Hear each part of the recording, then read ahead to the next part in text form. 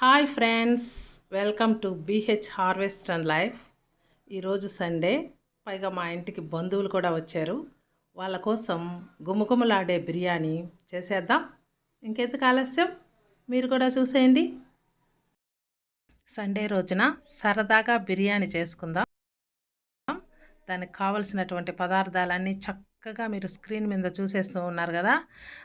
ఇప్పుడు మొదటగా stove on చేసుకుందాం. స్టవ్ ఆన్ చేసుకున్న తర్వాత బాండీలు పెట్టి దాంట్లో నూనె వేసుకుందాం.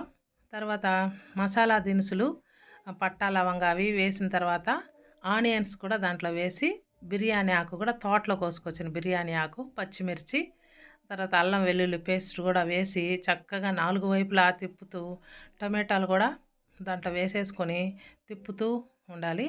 చిటికెడు పసుపు కూడా దాంట్లో వేసేద్దాం. తర్వాత చికెన్ అన్నమాట. ఇప్పుడు కానీ చికెన్ వేస్తే ఈ మసాలా మొత్తం కూడా చికెన్కి బట్టి అదనపు టేస్ట్ అనేటువంటిది వస్తుంది.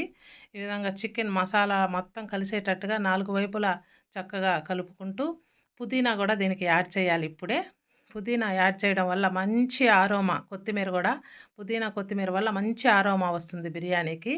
ఈ విధంగా నెక్స్ట్ పొడులు అనమాట, ధనియాల పొడి, మిరప్పొడి మొత్తం కూడా ఇప్పుడే వేసేసేసి, ఒక గ్లాసు బియ్యానికి 1.5 గ్లాస్ వాటర్ యాడ్ చేయాలి. ఇదే కొలత. బిర్యానీ బియ్యానికైతే. మామూలు బియ్యం అయితే ఒక గ్లాసుకి 2 గ్లాసులు వేయచ్చు. ఈ విధంగా వేసిన తర్వాత వాటర్ మొత్తం కూడా పోసి, అది మొత్తం కూడా చక్కగా తిప్పుతూ ఉడికించాలి.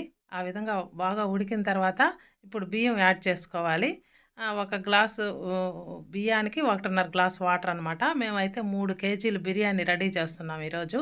ఆ 3 కేజీల బిర్యానీ తర్వాత ఈ విధంగా అరగంట తర్వాత చక్కటి బిర్యానీ తయారైపోతుంది. ఈ విధమైన బిర్యానీతో సండేని చక్కగా ఎంజాయ్ చేయొచ్చు. గుమగుమలాడే బిర్యానీ బంధువులకు వడ్డిస్తే వాళ్ళు ఎంతో హ్యాపీ ఫీల్ అవుతారు.